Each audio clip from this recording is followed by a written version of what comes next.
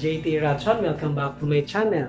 For this video, gagawa po tayo ng fishball. Instead of using meat, pork meat and beef meat, gagawa tayo ng fish patty. So of course, we'll be using fish, and yung twist ng patty ko ngayon is yung fish patty ay lalagyan natin ng mga vegetables. So maganda kasi sa ipakain sa bata kasi merong vegetable na hinalo. Iba kasing bata is mahirap pa kainin ng mga gulay, especially kung puro gulay. So malalasahan nila talaga yung gulay. So ginawa ko is gumawa ako ng isang recipe na talagang makakain yung mga bata ng gulay. So hinalo ko sa isda, very healthy naman, instead of using some pork, chicken or beef. Ituturo ko po sa inyo kung paano gawin yung fishball o fish patty na may kasamang mga gulay. So ginawa ko po dito is ito po ay carrots at saka sayote. So ang tawag namin dito sa bowl is sayote. So i-grind natin para makagawa tayo ng maliliit or pinapaliit natin yung mga vegetable.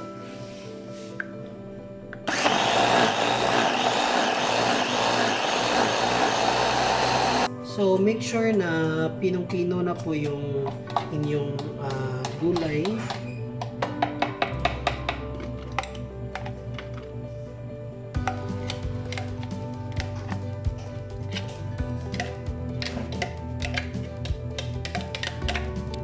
So para sa pampalasa natin is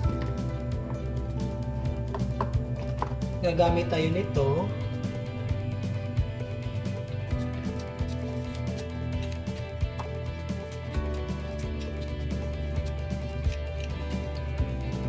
At saka onions. So ang ginamit ko pong onions ay white onions. So white onions yan. At garlic.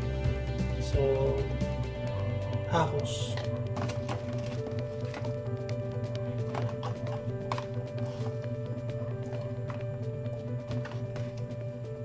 So lagay mo na lahat sa processor.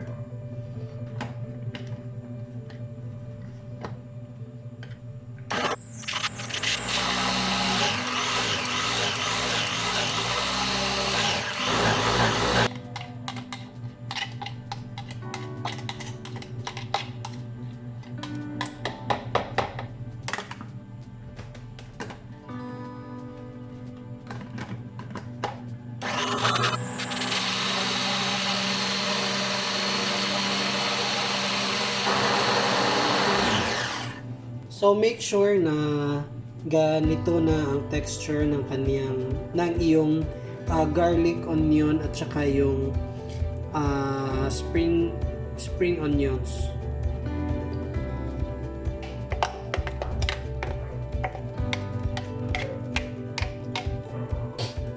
So gagamit din tayo ng cabbage.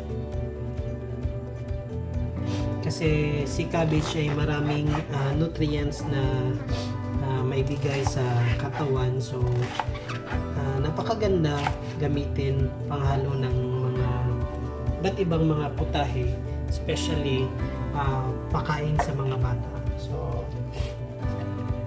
madaming benefits makukuha sa cabbage.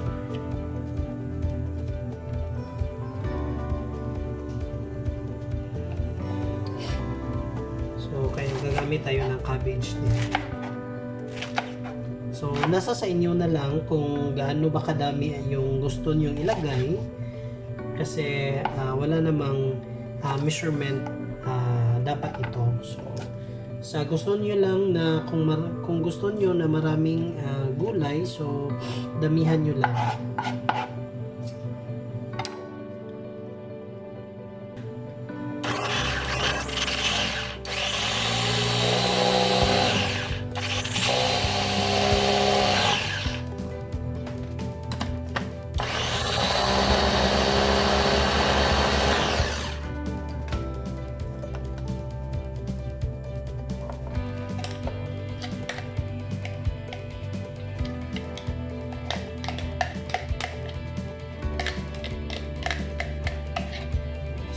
sa isda, gumamit ako ng white marlin. So ito. So white marlin yung ginamit ko. So actually para siyang pork, para siyang chicken meat, pero isda lang to. Pwedeng kahit anong isda yung gamitin ninyo, hindi naman kailangan white marlin o blue marlin o mga malalaking isda. Actually, pwede niyong gamitin kahit anong klase ng isda. So, kahit anong available na isda yung nasa bahay ninyo or nasa ref ninyo, yun lang yung gagamitin ninyo. Pero kung gusto nyo naman matry yung white marlin, gumamit kayo ng white marlin. Pwedeng tuna, pwedeng yung tawag sa amin dito, tangigi, yung mga malalaking isda. So, mas maganda kasi yung mga malalaking isda kasi hindi mo na kailangan or hindi ka mahirapan sa pag-debone ng isda. So, yun yung maganda pag mga malalaking isda yung gamit mo. So, same procedure. Pipinohin.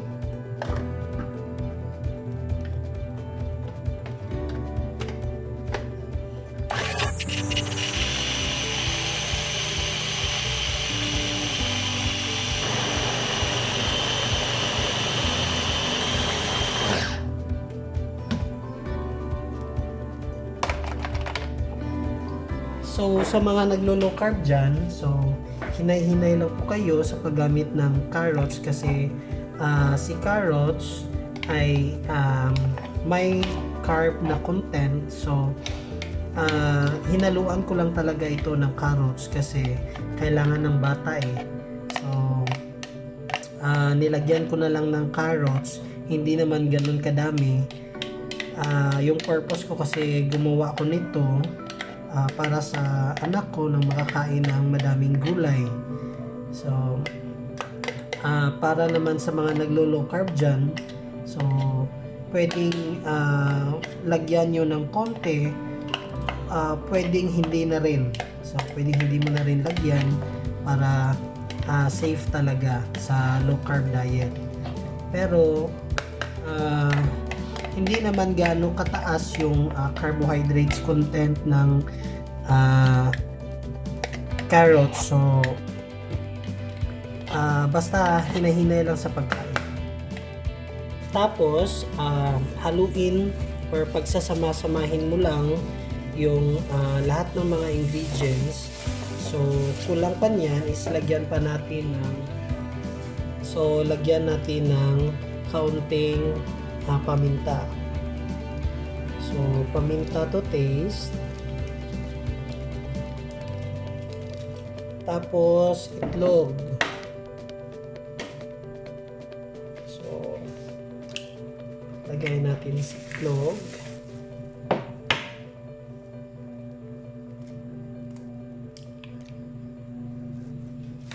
So, lagyan ko ng 3 piraso itlog.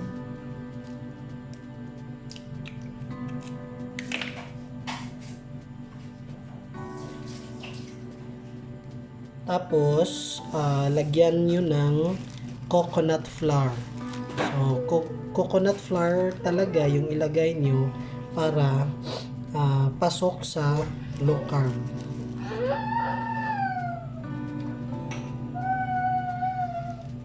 So, 2 tablespoon lang po yung nilagay ko. So, mix nyo lang lahat ingredients. 3 tablespoon flour na po yung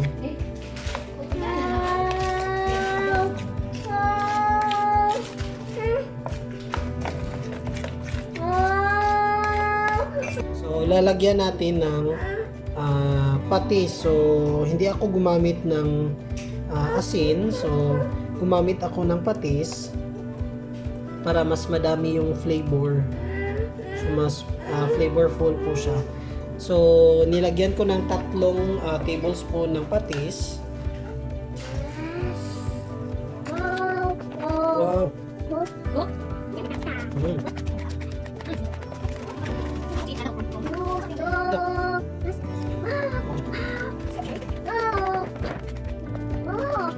So my baby is helping me doing this. He's doing this. He's helping me.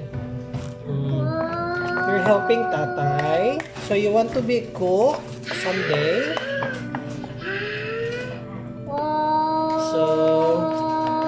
So that's it.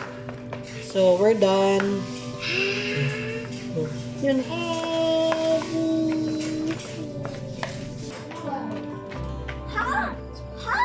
Hot.